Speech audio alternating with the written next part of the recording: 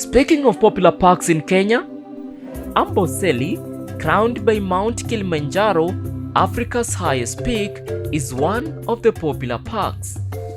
The name Amboseli comes from a Maasai word meaning salty dust. Amboseli National Park is a gem located in Kajiado South constituency, Kajiado County.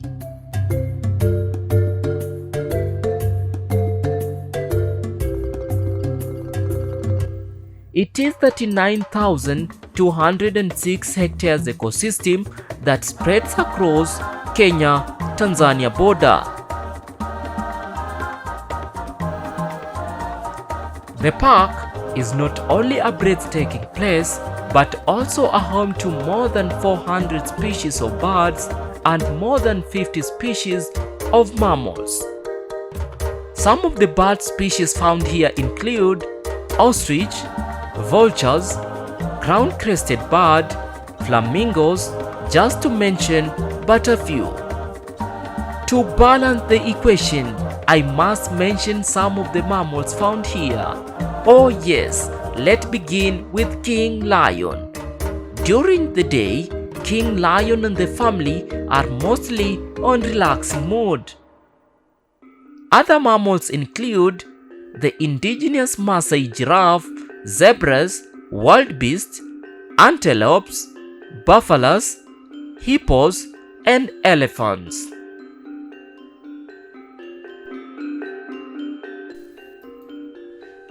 The park is famous for being the best place in the world to get close to free-ranging of elephants. Elephants we identify by the number and matriarch. Matriarch, each elephant family is led by a matriarch. That is the oldest female elephant in that particular family. Matriarch, that is the leader. That's the leader. Point to note, an elephant family composed only of females. And then the males, they move in herds. Okay? So, an elephant family, you can only get the young bulls. But at the age of 14 years, they are kicked out of the family. So the females remain alone. But it is only during oestrus period of one of the females that a male can come in. And the dominant male can only win. The rest, they are kicked out. They normally compete. So there is a way of accepting, and then there is a way of denial. Yeah, good.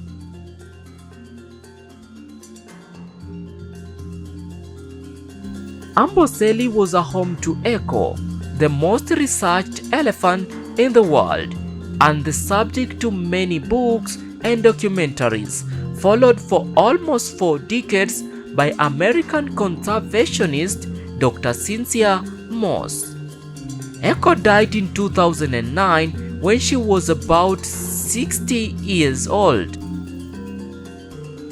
The park was also a safe harborage to an incredible bull elephant named Tim. This mighty leviathan quickly became one of the major attractions with his size and iconic tusks that reached the ground. Tim was estimated to be around 50 years old at time of his death from natural causes on 5th February 2020.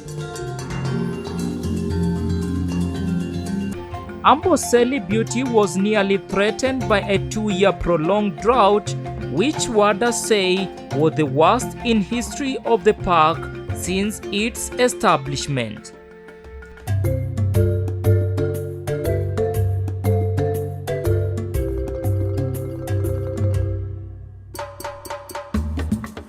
This beauty of Amboseli National Park was almost threatened by the ravaging drought that was experienced here for almost 2 years.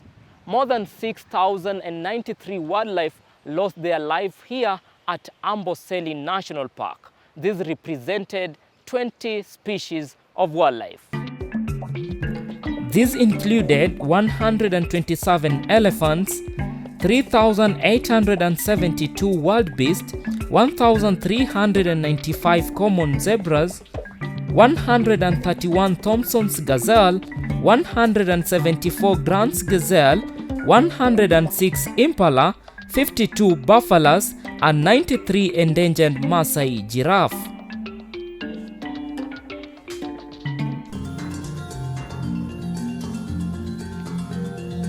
The Maa community is lucky since it borders with the park. The community has largely benefited from the park since they find here an open market to sell their commodities to the local and international tourists. Apart from the park impacting them positively, it has also impacted the surrounding community negatively. For Maasai people, they have benefited from Amboseli because of CSR activities. Alafu another one, bursaries for their school-going children. So they are supported through bursaries for the less fortunate in society. They are paid for every time. Wanafunzi wanalipiwa hizo karo, and then again provision of water. Sasa ile hawana maji, unaona sasa it's our water puza, gari yenye inapeleka maji, you know, water puza. So we normally supply them also with water. So that's a benefit.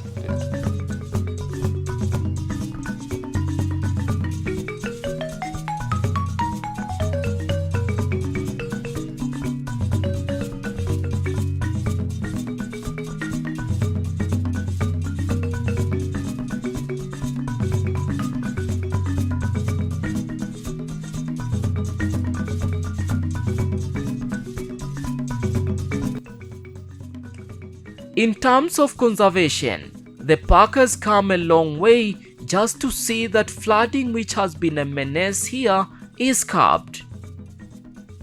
See what we are doing now just next to Oldukai. There is a drainage that we are doing from the swamp, which is just opposite Oldukai, so that it can drain. We are doing a drainage or a pipe. Ndio ipeleke maji, ikiwa mingi ipeleke kwa lake. Because now the water actually is required in the lake is this side. So we are trying to drain water from the swamps to the lake. That is the step that we are doing to mitigate flooding or more flooding.